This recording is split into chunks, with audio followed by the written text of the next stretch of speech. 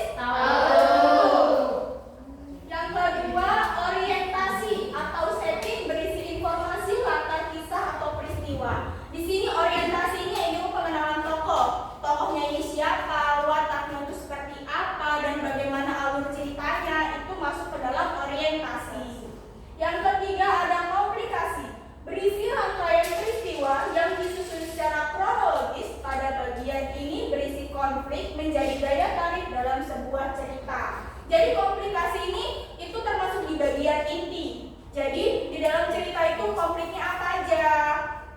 Misalnya kayak tadi bawang merah bawang putih, itu konfliknya bawang putihnya selalu dijahatin, selalu disakitin sama ibu tirinya, dan lain sebagainya. Yang keempat ada resolusi, berisi pernyataan kesimpulan mengenai rangkaian peristiwa yang telah diceritakan sebelumnya. Jadi resolusi ini keseluruhan peristiwa. Jadi di dalam cerita hikayat itu misalnya kayak kita ambil lagi contoh bawang merah dan bawang putih, dia bisa memberi kesimpulan untuk resolusi dari cerita bawang merah dan bawang putih. Jadi kesimpulannya bawang merah jahat, bawang putih baik. Terus di akhir bawang merah mendapatkan karma karena jahat sama bawang putih. Oke, beri tepuk tangan ya. Oke, itu benar apa yang dikatakan dia. Jadi itu kesimpulannya bawang merah diberi karma karena telah jahat oleh bawang putih. Yang kelima, koda, berisi kata-kata penutup yang berfungsi sebagai kesimpulan ataupun penegasan kembali tentang pesan-pesan yang ada di dalam isi teks hikayat. Jadi itu tuh pesan-pesan moral yang ada di dalam teks hikayat. Misalnya pesan apa? Keadilan, seperti yang kalian sebutkan tadi, kesetiaan. Baru habis itu apalagi akhlaknya, budi pekertinya, itu tuh termasuk di dalam koda. Terus yang terakhir ada nilai-nilai teks hikayat. Yang pertama nilai moral, nilai yang berkaitan dengan akhlak, budi pekerti, susila atau kepada baik buruknya tingkah laku. Seperti yang ibu bilang tadi, contoh dari nilai moral itu adalah kesetiaan, keadilan, akhlak dan budi pekerti. Yang kedua nilai sosial, nilai yang berkaitan dengan norma yang berada di dalam masyarakat sehingga nilai ini juga disebut sebagai nilai kemasyarakatan. Ada yang bisa kasih contoh nggak nilai sosial itu apa?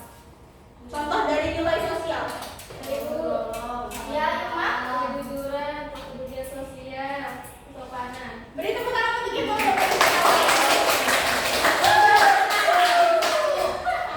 Kejujuran, apalagi Irma? Kepedulian sosial. Dan tanggung jawab itu termasuk dalam nilai sosial. Yang ketiga ada nilai budaya, nilai yang berkaitan dengan adat istiadat. Ada yang bisa kasih contoh nggak nilai budaya? Contohnya seperti apa? Saya Bu. Di atas ya. Gotong royong, hormat kepada orang tua, kemudian upacara adat. Ya, itu termasuk nilai Budaya. Yang keempat. lagi tepuk tangan. Oke,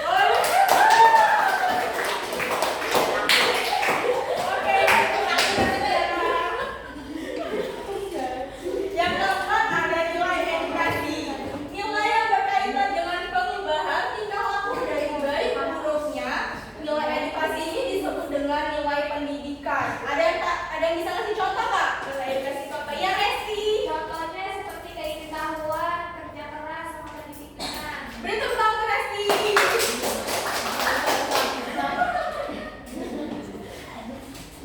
Oke, yang terakhir ada nilai religius, nilai yang berkaitan dengan tuntunan agama sehingga dapat disebut juga nilai agama. Ada yang bisa kasih contoh nilai terakhir ini? Iya. Oh iya, ada silakan. Contohnya kejujuran sama kesederhanaan. Oke, beri tepuk tangan untuk Adereto. Wah, cinta. Oke, sepertinya kalian sudah mulai paham ya, mulai dari struktur, baru nilai-nilai apa yang terkandung di dalam teks hikayat. Ini Ibu akan memberikan tugas per kelompok. Ini diisi ya. Tapi sebelum isi, Ibu akan menampilkan satu video dulu.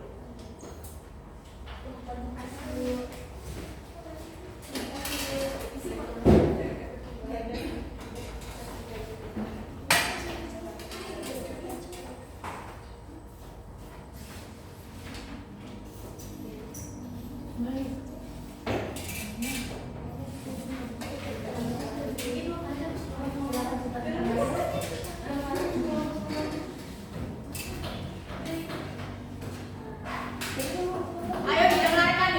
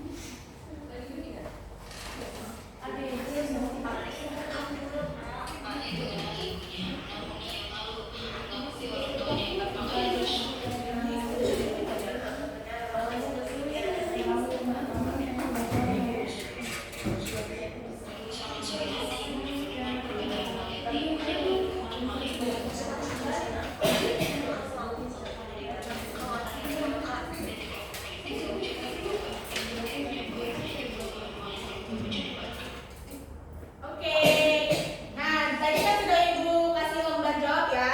Itu kalian cari di dalam cerita itu mana orientasinya, mana komplikasinya, mana klimaksnya, mana resolusi dan kodanya.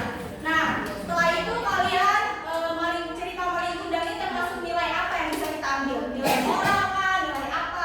Nanti dicari ya. Ayo mulai dikerjakan.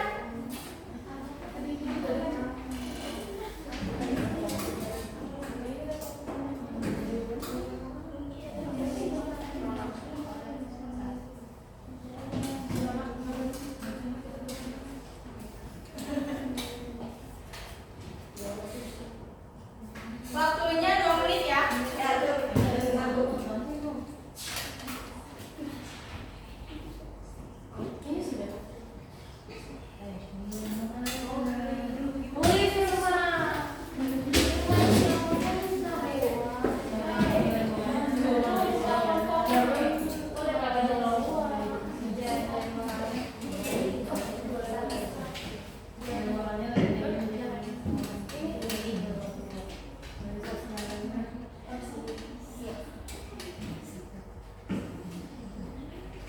Sudah? Belum? Belum, sabar. Sudah Bu. Belum lagi ya. Kamu yang aja ya.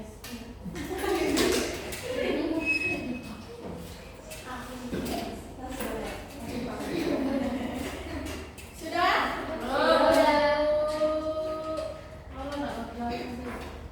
Ini sesuai struktur kan? Iya dong, mulai dari orientasi, abstraknya, komplikasinya, resolusi, koda. Dan itu loh ya, Maling Kundang ini termasuk nilai apa yang bisa kita ambil, ada nilai yang terkandung.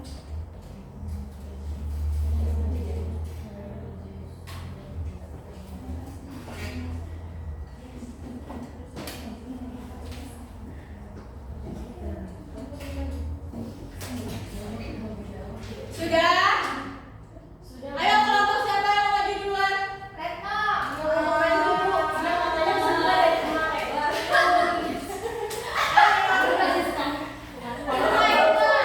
Ayo Irma boleh maju ya.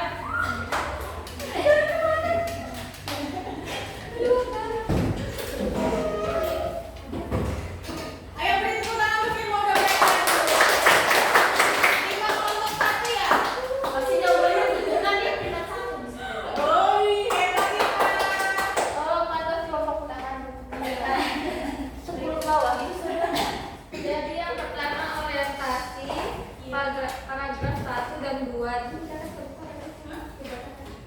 Bacakan ini aja depan. Jadi paragraf 1 dan 2 di sebuah desa kecil di pesisir pantai Sumatera Barat hiduplah seorang janda tua bernama Mangge Rubaya dengan anaknya bernama Maling Kundang. Yang selanjutnya ada komplikasi. Paragraf 3 dan 4. Beberapa tahun kemudian Maling Kundang berhasil menjadi saudagar kaya raya dan menikahi seorang wanita cantik dari keluarga kaya. Yang selanjutnya ada klimaks dari paragraf kelima. Dengan hati yang hancur, Mangge Rubaya berdoa kepada Tuhan agar anaknya diberi pelajaran. Yang selanjutnya ada resolusi. Paragraf ke-6. Batu dipercaya sebagai Maling Kundang ini dapat ditemukan di pantai air